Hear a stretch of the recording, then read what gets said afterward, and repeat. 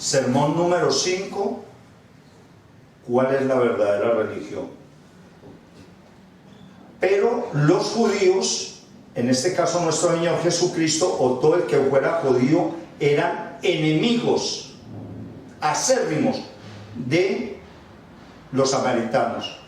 Le voy a colocar un caso presente, es el caso de los judíos y los palestinos. Los judíos y palestinos no tienen nada en común en la presente, pero eso no quiere decir que todos, un grupo muy radical. Por ejemplo, tenemos entendido que en Israel, dentro de la ciudad de Israel, Jerusalén, viven palestinos, hay gente muy agradable de los palestinos y viven dentro de la ciudad de Jerusalén, en Israel. No faltaba más. En ese entonces ocurría lo mismo. No todos los judíos y todos los samaritanos eran de ese pensamiento, y eso fue entre muchas cosas que vino a enseñar nuestro Señor Jesucristo, que no deberíamos de ser enemigos. Bien, entonces llega en ese momento a sacar agua una mujer de Samaria, y Jesús le dijo: dame un poco de agua. Versículo 9. Pero como los judíos no usaban nada en común con los samaritanos, esta mujer se asombró y le dijo a nuestro Señor Jesús: ¿cómo se te ocurre a ti pedirme agua si tú eres judío y yo soy samaritana? Jesús, en su inmenso amor, le contestó: si supieras lo que Dios puede dar y conocieras al que te está pidiendo agua, le contestó Jesús, tú le habrías pedido a él, a Dios y a Jesús, que le diera del agua que Dios da. Versículo 11. Señor, ni siquiera tiene un cántaro para sacar agua del pozo, y es muy hondo. ¿De dónde pues vas a sacar, de dónde vas a sacar esa agua que da vida, que tú prometes? Versículo 12. ¿Acaso eres tú superior a nuestro padre Jacob, que nos dejó ese pozo, o sea, en el que estaba sentado Jesús, del cual bebieron él, sus hijos y sus ganados? Versículo 13, empieza la revelación. Todo el que beba de esta agua del pozo, de las mentiras del mundo, todo el que beba de esa agua que están dando los científicos mentirosos, las religiones, todo el que beba de esa agua volverá a tener sed. Respondió Jesús. Vayámonos continuamente al versículo 14.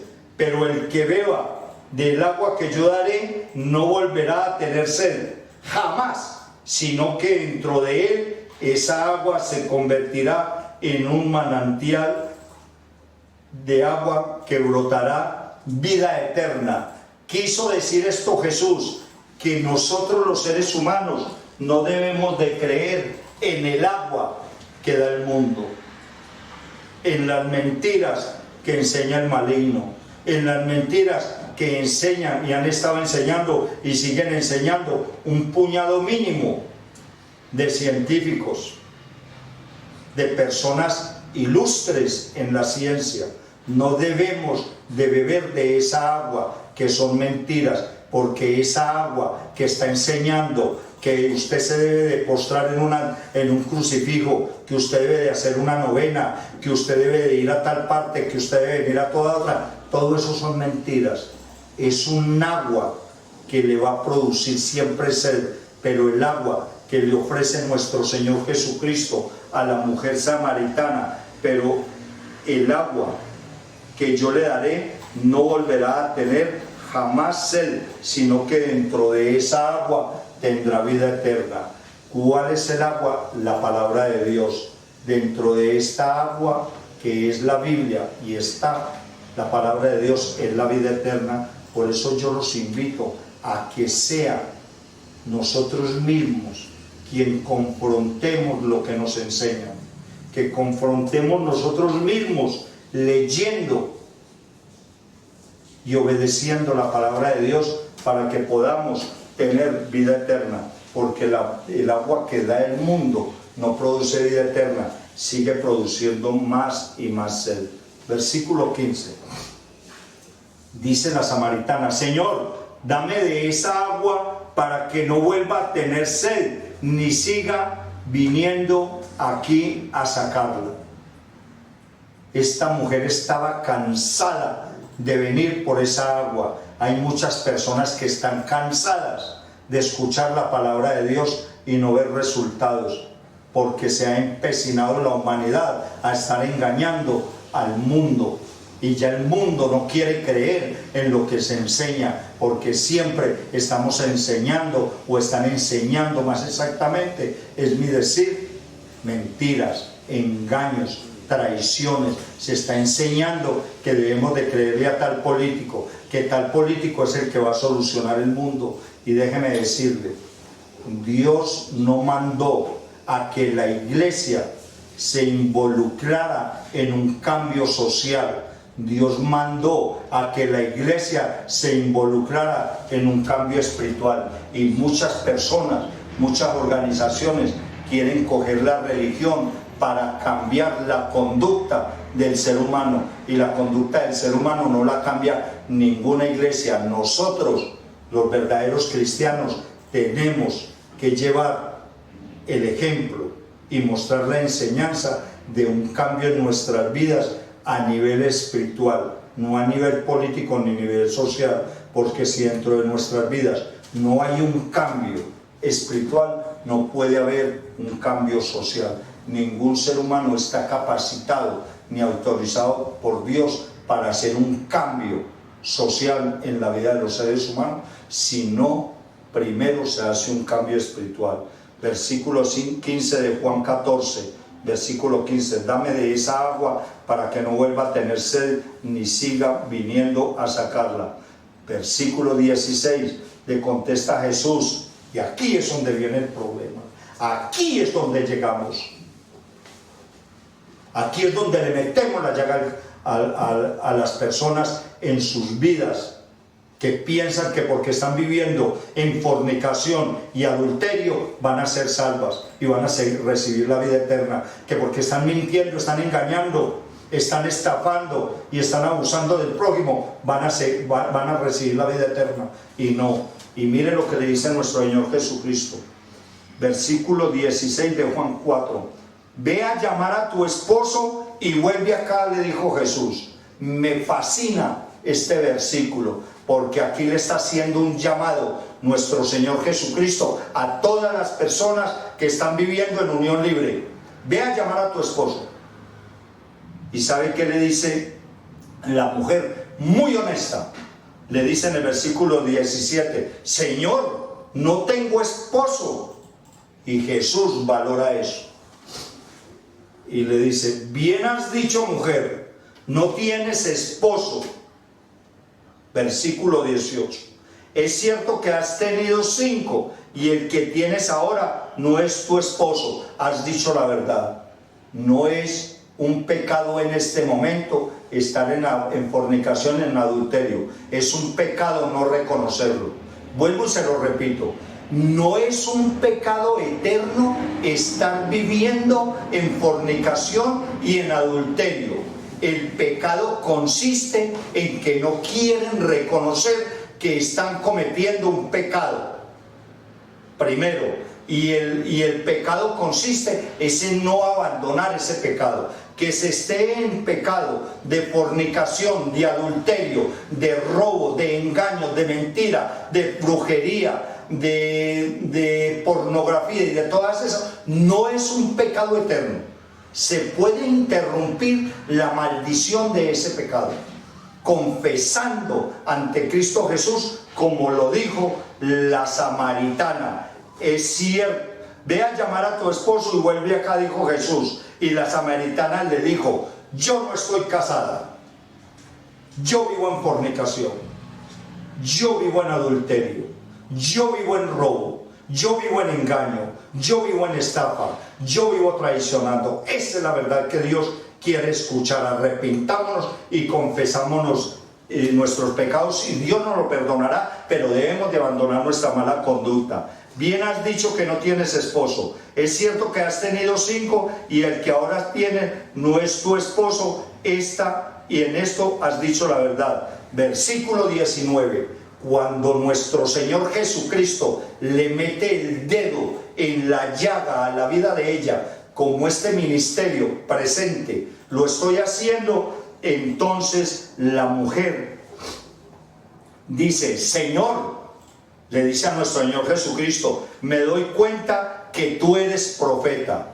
Y en este momento tú debes de reconocer que este ministerio es un ministerio de profecía, que no es otra cosa sino que decirle la verdad a la persona que está en pecado, no para acusarla ni para cuestionarla, sino para invitarla a que se humille, se arrepienta, confiese su pecado y abandone ese adulterio, abandone esa fornicación, y entonces Cristo Jesús te abrazará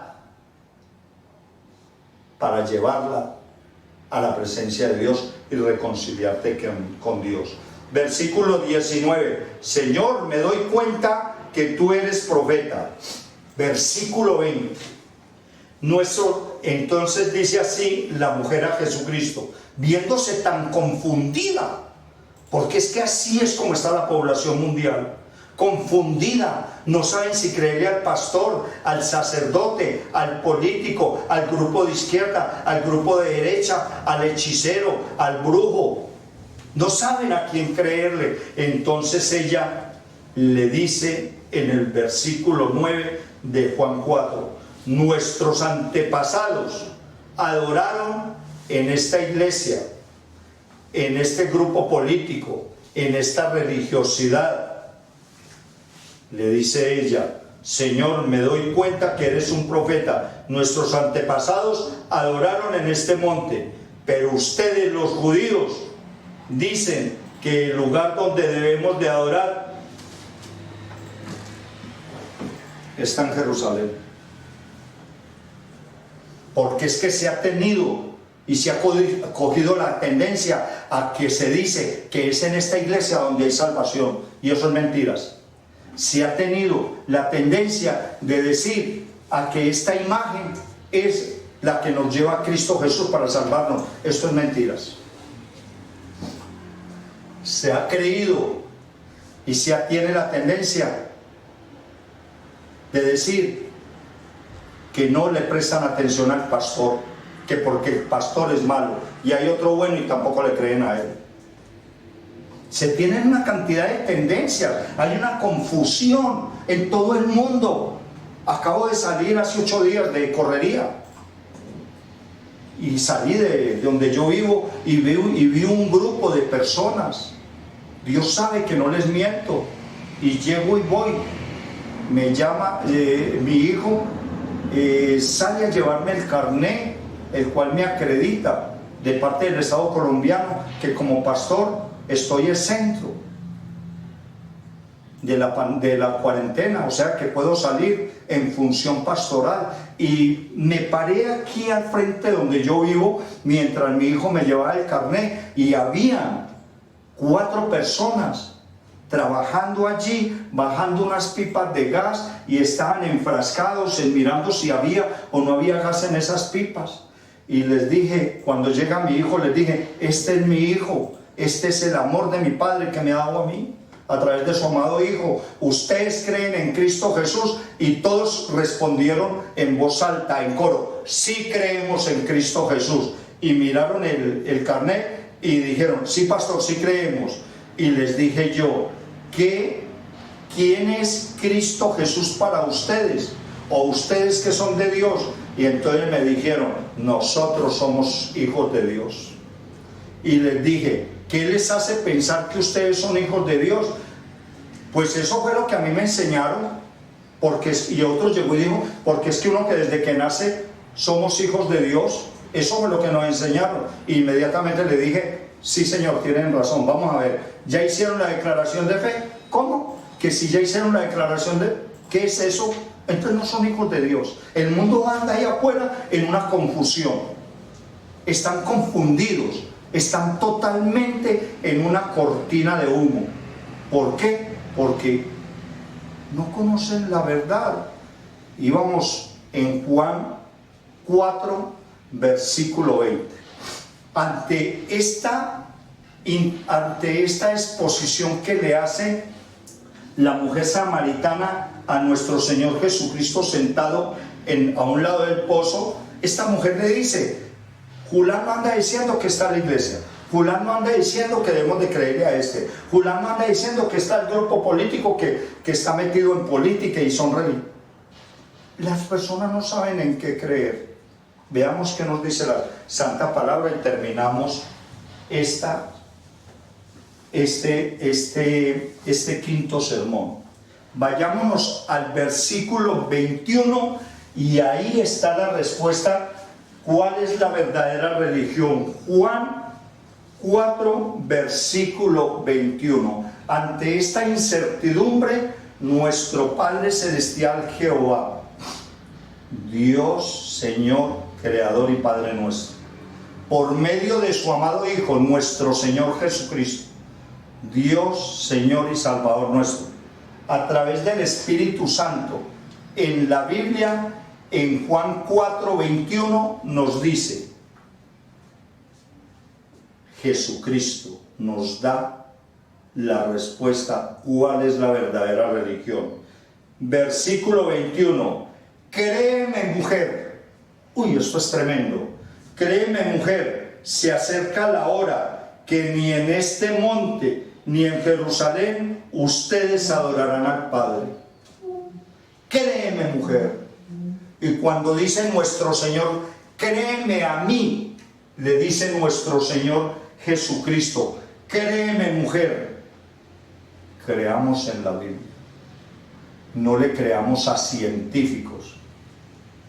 Y esto suena duro. No le crea a su mamá ni a su papá. No le crea a ninguna religión.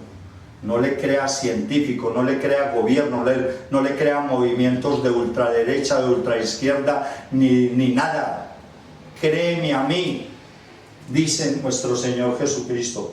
Créeme, mujer, ya se acerca la hora en que ustedes, créeme, mujer, que se acerca la hora en que ni en esta iglesia, ni en ninguna parte del mundo, ni en este monte, ni en Jerusalén, adorarán ustedes al Padre. Versículo 22.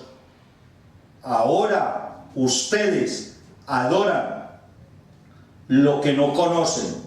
Nosotros, la verdadera iglesia cristiana, el verdadero judío, adoramos lo que conocemos, porque la salvación proviene de los judíos. Versículo 23. Pero se acerca la hora, y ya ha llegado, y esta es la hora en que los verdaderos adoradores rendiremos culto al Padre en espíritu y en verdad, porque así quiere el Padre que sean los que le adoren. Dios es espíritu, y quienes lo adoran lo deben de hacerlo en espíritu y en verdad. Damas y caballeros, Dios no es un crucifijo, Dios no es una camándula, Dios no es una novena, Dios no necesita de pastores, Dios no necesita de religiosos, Dios no necesita de políticos, Dios no necesita de nadie para que yo lo adore a Él. Dios quiere, Juan 14, 6, que nosotros vayamos a los pies de Cristo y adoremos a nuestro Señor Jesucristo, para que nuestras adoraciones a nuestro Señor Jesucristo, Él se las presente a nuestro Padre, y nosotros no debemos de adorar. Sígame con harto cuidado. Ese cuentico de que yo repito el Padre Nuestro 20 o 30 veces, o 2 o 3 veces con los ojos abiertos, no. Nosotros debemos de adorar al Padre con los ojos cerrados, ver a nuestro Padre en el tercer cielo, porque Él es espíritu y nosotros tenemos que adorar al Padre en oración, concentrados en la presencia del Espíritu Santo a través de su amado Hijo, nuestro Señor Jesucristo, para que nosotros podamos adorar al Padre, que es espíritu. Debemos de adorarlo en verdad. Nosotros no debemos de adorar a nuestro Padre ni al Hijo a través del Espíritu Santo sentados con el televisor prendido, con los ojos abiertos, haciendo cosas secundarias. La adoración al Padre debe ser en espíritu y en verdad, repito, adorarlo con los ojos cerrados, en lo discreto y en lo secreto. Esa es la forma que quiere nuestro Padre Celestial, que nosotros lo adoremos a través del Hijo. Ahora sí, ¿cuál es la verdadera religión? Ninguna, no hay una verdadera religión. Entonces, ¿cómo debemos de llamar la enseñanza de nuestro Señor Jesucristo a nosotros, los seres humanos? La verdadera religión, no, la verdadera comunicación es la que yo tengo con mi Padre Celestial a través de su amado Hijo. Ese es el verdadero cristianismo. Entonces la diferencia entre el cristianismo y la verdadera religión es que los religiosos hacen y dicen y piensan lo que les enseñan, y el verdadero cristiano es la relación mía que yo tengo directamente, yo solo, con mi Señor Jesucristo a través del Espíritu Santo, para tener una conexión con el Padre. Ese es el verdadero cristianismo. El verdadero cristianismo es una comunión, comunicación, una relación directa con el Padre, con nuestro Santo Padre Celestial Jehová, a través de su amado Hijo, nuestro Señor Jesucristo, por medio del Espíritu Santo. ¿Qué quiere decir esto? Que yo no escucho inventos humanos, yo no escucho ni sigo cosas distintas, provocadas, imaginadas, intelectualizadas por el ser humano. Yo solamente me enfoco en lo que dice nuestro Padre Celestial Jehová, Dios Señor Creador y Padre nuestro, a través de su amado Hijo, nuestro Señor Jesucristo, por medio del Espíritu Santo. De repente alguien me podría decir, entonces no vamos a la iglesia. Perdóneme, Señor, perdóneme, señora, yo no he dicho eso. Yo lo que estoy diciendo es que nosotros no le debemos de prestar oídos, ni vista, ni mente a una cantidad de mentiras que hay en todo el mundo, a los engaños del maligno. Nosotros no debemos de hacer lo que hicieron Adán y Eva. Nosotros debemos de hacer lo que Dios le mandó a Adán y Eva: escuchar y obedecer la palabra de Dios. Desde luego, como lo manda el apóstol Pablo en la santa palabra de Dios a través del Espíritu Santo, como lo manda, como nos lo recomienda, nosotros debemos de congregarnos. ¿Para qué debe de congregarse usted? Para escuchar la palabra de Dios a través de nuestros pastores. Pero es que usted decía antes, pastor, que no debemos de escuchar. Sí, miren a quién van a escuchar. Pídanle dirección, la dirección del Espíritu Santo, para que ustedes sepan a qué pastor, a qué iglesia van a escuchar, porque no todas las iglesias son de sana doctrina. Ya hay, por ejemplo, una organización mundial que vive diciendo que el infierno no ha sido creado, siendo que la Biblia nos enseña a que el infierno fue creado desde antes de la creación del mundo. ¿Para qué?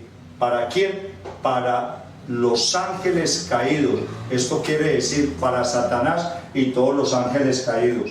Y también dice por ahí cierta organización mundial con miles de millones de seguidores que Dios no manda a nadie al infierno. Y esto tienen razón. La respuesta mía es para la persona que dice que Dios es misericordioso, que Dios es amor, que Dios no manda a nadie al infierno. Amén, que así sea. Tienen razón, pero resulta que lo que ellos deben de saber es lo que a continuación voy a decir. Dios no creó el infierno para los hijos de Él.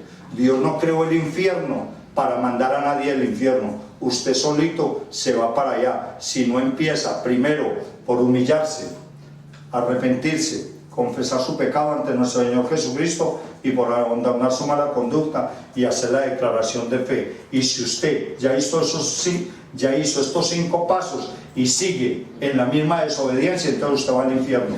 Confiésese, arrepiéntase, humíllese y abandonemos nuestra mala conducta. Despido este sermón, este 5.º sermón, con la siguiente frase: ¿quiere llegar a tener una vida eterna? ¿Quiere vivir una vida eterna donde no haya sufrimiento, donde no haya oscuridad, donde no haya temor, donde no haya lágrimas, donde sea todo paz, tranquilidad y vida eterna? Simplemente abandone su mala conducta. Abandonemos nuestra mala conducta y entonces así nuestro Señor Jesucristo aparecerá en las nubes y vendrá por usted y por mí, damas y caballeros que nos siguen. Muchas gracias, hemos terminado estos 5 sermones. ¿Cuál es la verdadera religión? La que está en la santa palabra de Dios. Buen día y muchas gracias. Me has tomado en tus brazos y me has dado salvación. De tu amor has derramado en mi corazón. No sabré agradecerte lo que has hecho por mí. Solo puedo darte ahora mi canción.